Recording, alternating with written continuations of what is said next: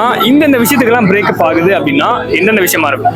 என்னென்ன விஷயம்னா first doubt, சந்தேகப்படுறது. அப்போ ஒரு ஃப்ரெண்ட்கிட்ட ஒரு பசங்கிட்ட கேஷுவலாக பேசினாலுமே அதை சந்தேகப்படுத்தி நீ அவங்க கூட இப்படி இருப்ப அப்படி இருப்ப அந்த டவுட்டால மட்டும்தான் பிரேக்கப் ஆகுது. சந்தேகன்றது வராமல் இருந்தாலே லைஃப் நல்லா இருக்கும். இது பசங்களுக்கு மட்டும் தானா இல்ல பொண்ணுங்களுக்கு? பொண்ணுங்களுக்குள்ளேயும், ஆனால் பொண்ணுங்களுக்கும் டவுட் வரும். ஆனால் பசங்க அது ரொம்ப டீப்பாக எடுத்துக்கிறாங்க.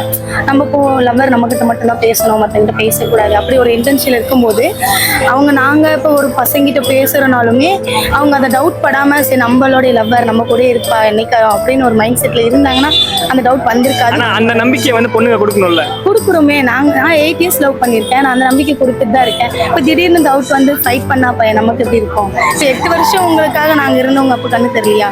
ஒரு ஃப்ரெண்டு வந்தாங்க, ஜஸ்ட் பெர்மிஷன் வாங்கிட்டு தானே பேசுகிறோம். நாங்கள் பெர்மிஷன் வாங்காம அதுவே ஃபர்ஸ்ட் டாக்ஸிக்கா இல்லையா?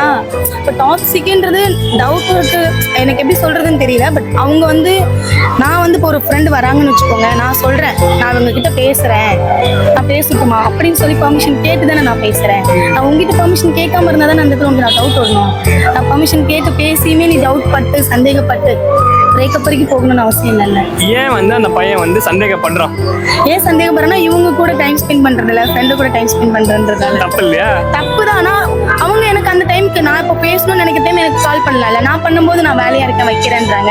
இப்போ எனக்கு யார் அந்த டைம் ஸ்பெண்ட் பண்றோம்? அவங்க கிட்ட தானே பேச தோணும் நமக்கு. அப்படின்னும் போது டைம் ஸ்பெண்ட் பண்ணணும் லவ்வருக்காக. இத்தனை வருஷம் பண்ணவங்க இப்போ ஏன் பண்ண மாட்டீங்க?